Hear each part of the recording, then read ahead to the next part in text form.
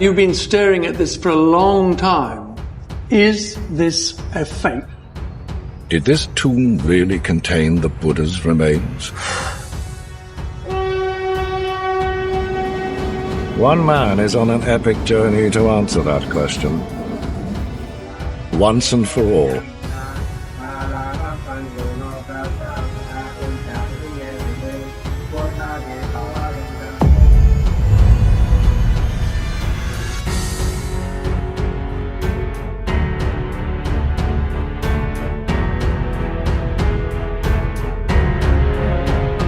This is the same place where we found the reliquary caskets of Shakya Muni Buddha.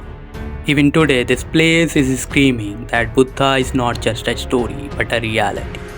When Buddha attained Mahā-parinibbāna, his relics was divided into 8 parts. The first part of Buddha's bones were given to the Ajātasattu, the king of Magadha. The second part was given to the Lichavi king of Vaisali. The third part to the Shakya king of Kapilavastu. The fourth part to the Malla king of Kusinagar, the fifth part to the Valis king of Alakappa, the sixth part to the Koliya king of Ramagama, the seventh part to the Malla king of Pava, the eighth part to the Brahmin monk of Bethadipa, and the ashes of the Buddha's body were given to the Maurya king of Piprahwa and Grudron, who had suggested that the bodily remains of the Buddha given to all the kings got the empty vessel which contained the relics of the Buddha. After this, all the recipients constructed grand stupas in their territory. King Ajātasattu of Magadha erected a grand relic stupa in Rajgara and held a festival. Lichavis of Vaisali erected a stupa over the relics of the Blessed One at Vaisali. The Shakyas of Kapilavastu erected a stupa at Kapilavastu and held a festival. The Valis at Alakappa, the Kolis at Ramagama. The Mauryas of Piprahwa erected a stupa over the ashes at Piprahwa and in their honor held a festival. In this way, all the 10 recipients built a magnificent stupas to honor the Buddha and to preserve his physical remains. From here we get the information that the Shakyas of Kapilavastu got a part of the Buddha's bones and they built a grand stupa in their territory. About 127 years ago, in 1898, when W.C. Peppe saw a very huge mound in Piprahwa, Uttar Pradesh, India, a question came to his mind: what is this? After some time, he decided that he would excavate here. After weeks of clearing away soil at the Piprahwa mound, Peppe's men had exposed the top of a large brick structure.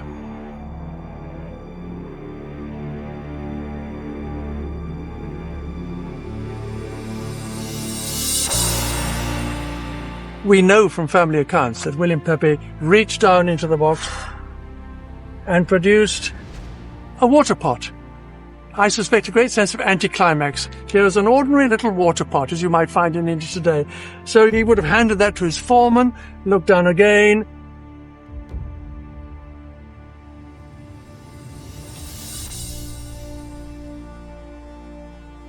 And this time he comes up with a rather beautiful stoneware object, a jar of some sort with a top. Okay, a bit more excitement perhaps. Hands it to his foreman.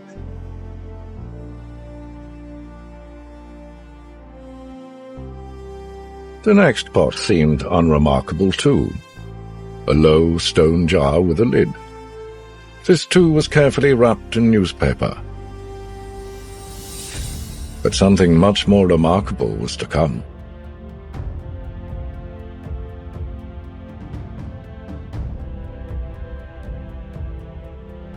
Now, it's almost as if William Peppe has saved the best for last, because he is holding a beautiful, shining crystal object.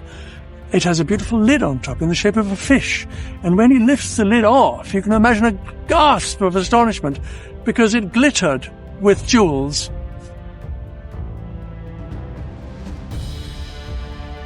And hundreds of little flowers made of precious stones. A most thrilling sight it must have been.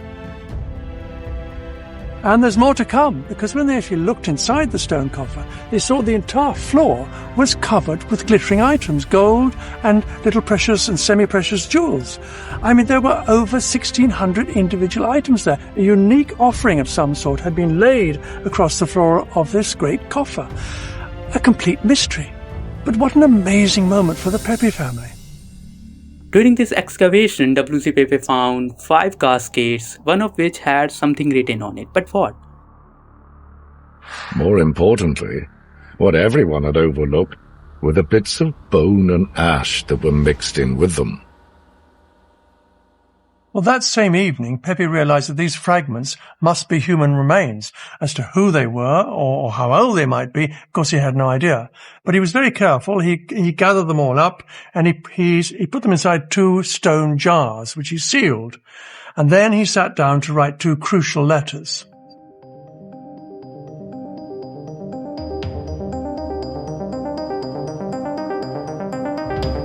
Well, the first of the 2 letters went to a friend of his, Vincent Smith. He was the local district officer based in Gorakhpur, about 50 miles to the south. And he was also a very keen antiquarian, indeed quite a specialist. The second letter, however, was to a genuine archaeologist, the only archaeologist in the entire area. And he was actually working about 20 miles to the north on an excavation, and his name was Dr. Anton Führer. Both these men wrote back almost immediately, and they were both very excited by what he discovered. And they both asked exactly the same question: is there an inscription anywhere?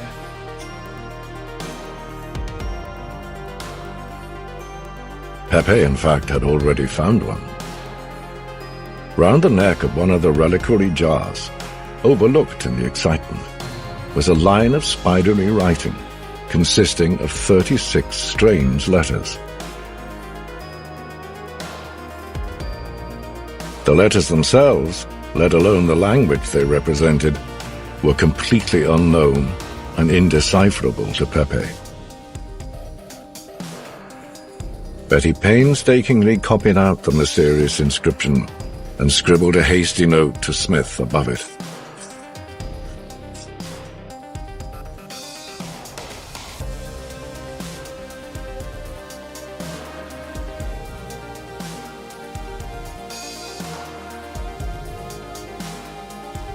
Now, quite amazingly, this little scrap of paper has survived. You can see that Willie Peppe has very carefully copied the characters on the urn. And then underneath it, you can see that Vincent Smith has given his first transcription of what it might mean. Ya salila nidani buddhasa. And then if you turn this little scrap of paper over, on the back you find Vincent Smith's reply. And it begins, "The relics appear to be those of the Buddha himself." Now I will explain to you word by word in front of your eyes what's written here. It's written in Pali Prakrit language, and the script is Dhamma script, that is Brahmi script. So in this script, the letter for N is this, the letter for V is this, the letter for Tha is this, the letter for Ni is this, the letter for S is this, the letter for Bha is this. So it's written Nidhani Buddhasa Bhagavati. It was written by W.C. Peppe himself in 1898. This is the complete inscription which is written on this casket. Sukativatinang Savāganikanang Saputadalanang Eyasalila Nidhani Buddhasa Bhagavatesa Sakyanam. Means this reliquary urn of the Buddha, the lord of the Shakya clan. It was built by Sukati's brothers, wife and son. From here, one thing becomes clear, that Piprahwa region of Uttar Pradesh came under the governments of the Shakya Republic in Buddha's time. And it has also become clear from this inscription that this is the same stupa which was built by the Shakya people of Kapilavastu after the Mahā-parinibbāna of Buddha. The dating of this stupa is 5th century BCE. Archaeologists have explained it completely. See this. Archaeologists explain this Piprahwa Stupa was built in 3 phases. The first phase was originally built by the Shakyas because archaeologists find 5th century BCE mud stupa and relic cascade from here. The second phase was built by Emperor Ashoka and he expanded the stupa. The third phase was built by during the Kusan period, and the Kusan made this stupa much bigger and taller.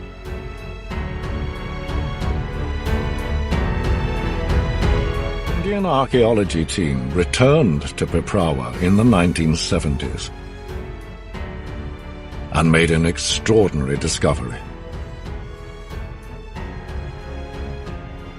just below Pepe's find, they located an earlier burial.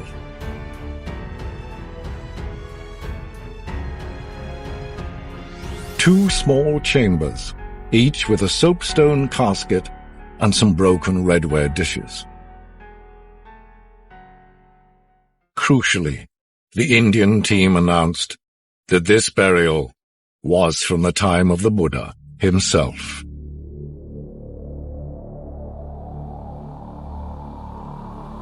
For Charles Allen, it's the final piece of the jigsaw, suggesting that this lower site was the original Shakya burial place, and that Buddha's ashes were moved from here to the elaborate new tomb above,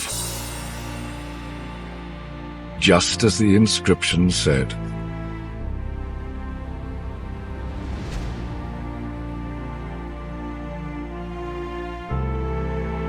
So, Harry, you've been staring at this for a long time. Is this a fake? I can definitely say this is not a fake. How can you say that? First, the script is absolutely authentic. The object is authentic. The language is the language of that time and that area of India.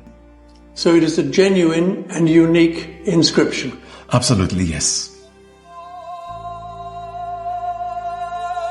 Sukhiti bhati nam sabhakinikanam saputta dalanang yang salila nidhane buddhassa bhagava sa sakya, and then he ran out of space and he added two letters on top of it, saying yanam.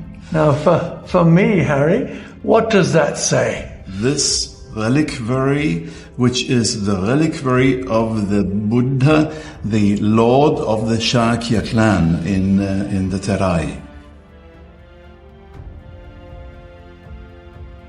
So, Harry, you're absolutely confident that this reliquary contained the remains of the Buddha? Yes, we can be absolutely confident because the text says Buddhasa salile bhagavate. That means these are the relics of the Buddha, the Lord.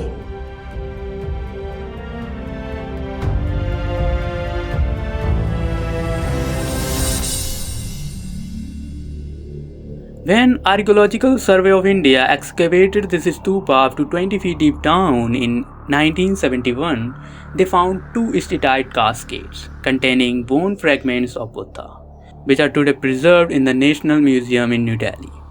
According to the ASI director K.M. Srivastav, this Piprahwa region is the Kapilavastu, Vastu, which was capital of Shakya Republic in ancient time.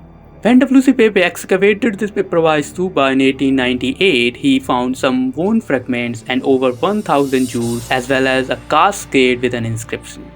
So all the caskets found in Peppe discovery were kept in the Kolkata Museum of India, and the remains of the Buddha's bone were also kept in the Kolkata Museum by the British government of India. The 1/6 of the jewels was given to W.C. Peppe, plus a tooth of Buddha was also given to him.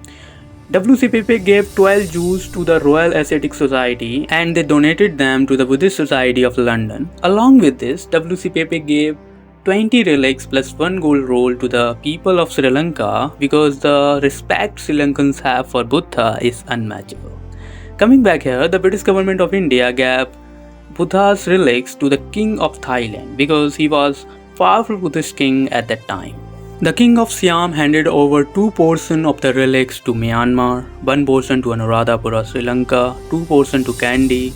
Along with this, the king of Siam gave some part of relics to France, Japan and America, and the remaining part was kept in the Golden Temple of Bangkok for public viewing. Have you ever seen the sacred bones of Buddha? This page has been published by Archaeological Survey of India, where they have given all the information. Its dating is 4th-5th century BCE, Piprahwa, ancient Kapilavastu, district Siddharthnagar, Uttar Pradesh. Below, the account number and SI number have also been given. National Museum, New Delhi. This is the bones of Shakya Muni Buddha. Namo tassa bhagavato arahato samma sambuddhassa. Thank you for joining me on this journey. If you felt inspired, don't forget to like, share and subscribe. Together, let's keep history alive. Namo Buddhaya.